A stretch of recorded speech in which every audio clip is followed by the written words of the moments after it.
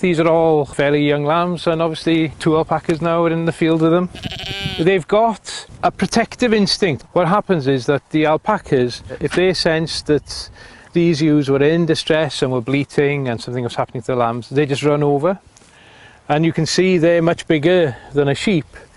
So a fox seeing an alpaca running over, that would be enough just to frighten them off.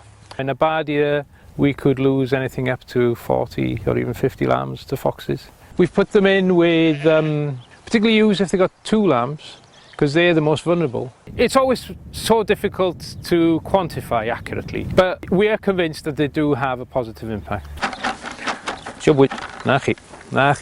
Even though they're animals that are indigenous to South America, the sheep seem to be totally comfortable with the alpacas. They almost sense that they're there to protect them. I think the white one is the dominant one.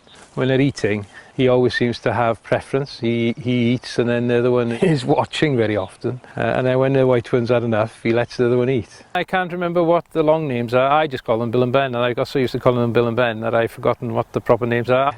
They look cuddly, but they're not cuddly. You know, they're happy with me standing here.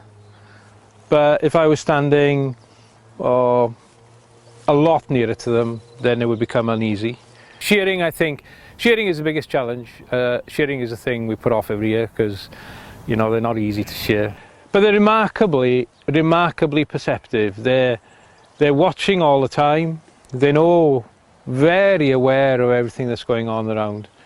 And if they weren't here, yeah, we would miss them. And I know one thing, the groups that come here would certainly miss them.